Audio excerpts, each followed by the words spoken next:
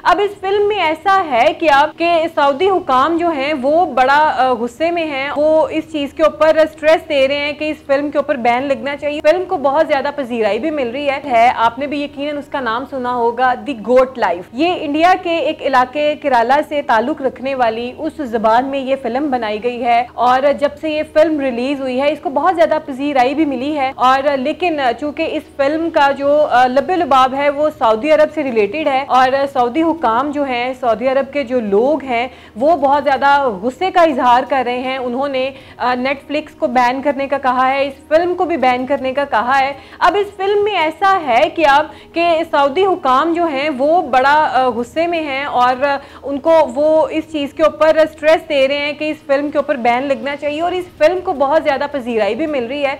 नाज़रीन, जैसा कि मैंने आपको बताया कि ये केरला के इलाके मिलाइम एक लैंग्वेज है, उसके ऊपर इन्होंने उस लैंग्वेज में ये फिल्म बनाई गई है। नेटफ्लिक्स पे जैसे ही ये फिल्म उन्होंने पब्लिश की, इसको बहुत ज़्यादा व्यूज़ मिले और तकरीबन कोई $1 करोड़ के करीब ये फिल्म कमा भी चुकी है कुछ ही अरसे में।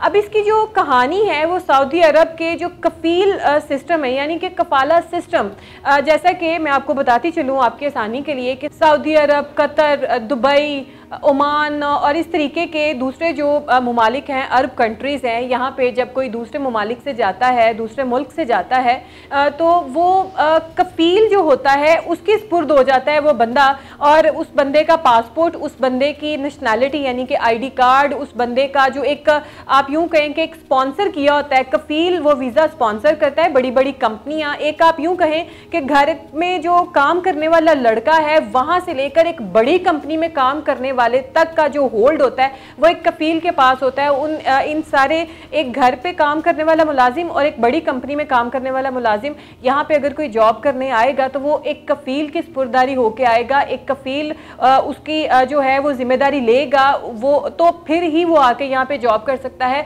और यहाँ पे दिखाया ये गया है कि जो कफील हैं, जो अरब ममालिक के कफील हैं, जो लोग जाते हैं यहाँ से वीज़े लगवा कर, कफील उनके साथ बहुत बुरा सलूक करते हैं। अब नाज़रीन, ये एक असली जिंदगी के ऊपर कहानी भी बनाई गई है। नाज़रीन, ये इंडिया का एक रिहायशी है जिसकी जिंदगी के ऊपर ये कहानी बनाई गई है और ये की रियल स्टोरी है कि किस तरीके से वो आंखों में बहुत सारे ख्वाब सजा कर जो है सऊदी अरब चला जाता है और वहाँ पर उसका वास्ता जो है वो एक बहुत ही सख्त और गुस्से वाले कफील से पड़ता है। वो उससे सारा कुछ उसका ले लेता है और उसको जो है वो सहराओं में, क्योंकि बाहर के ममालिक में चले जाएँ तो वहाँ पर तो सारा डेजर्ट एरिया है और सहरा ही है। अगर हम दुबई की बात करें, हम सऊदी अरेबिया की बात करें तो इस तरीके की चीज़ें वहाँ पे जो है ज़्यादा पाई जाती हैं, सहरा ज़्यादा है वहाँ पे।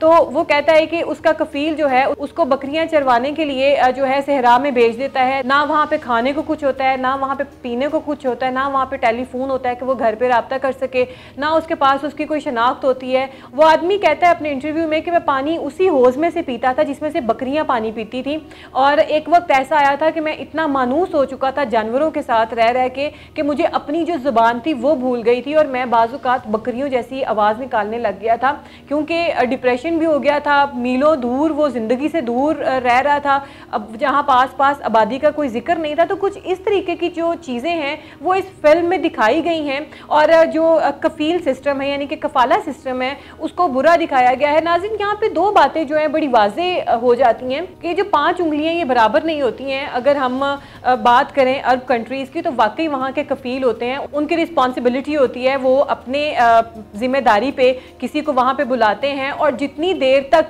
उसका वो कमिटमेंट होता है, उसका वो एग्रीमेंट होता है, वो ख़त्म नहीं होता, दूसरा बंदा यानी कि जो नौकर पैच जो नौकरी करने गया बंदा, उसको इजाज़त नहीं होती है कि वो उस एग्रीमेंट से पहले या तो फ़रार हो जाए या वो नौकरी छोड़ के चला जाए, इंस्टेड के कफील खुद ना चाहे। तो ये कुछ ऐसी चीज़ें दिखाई हैं। अब यहाँ पे बात मैं आपसे ये कर रही थी कि नाज़रीन, कुछ अच्छे कफील भी होते हैं, कुछ बुरे कफील भी होते हैं। अब जिस आदमी की ज़िंदगी की कहानी के ऊपर ये फिल्म बनाई गई है, बेशक वो सच हो, लेकिन इसमें भी कोई शक नहीं है कि बहुत से अच्छे कफील भी वहाँ पर पाए जाते हैं और बहुत बहुत अच्छे लोग भी होते हैं जो एक दूसरे का, अपने ख़ासकर मुलाजमीन का बहुत ज़्यादा ख्याल रखते हैं। उनका उठना बैठना, सोना जागना, खाना पीना, रिहाइश और गाड़ी तक उन कफीलों की ही जिम्मेदारी होती है। तो वो अपनी सरदर्द ले के उनको बुलाते हैं। तो जब से ये फिल्म रिलीज़ हुई है उसके बाद बहुत से अरबी कफ़ील जो हैं उन्होंने छोटी छोटी वीडियोज़ जो हैं वो अपने जो उन्होंने मुलाजिम पेशा लोग जो बाहर दूसरे ममालिक से बुलाए हुए हैं, खलीज ममालिक से जो आते हैं,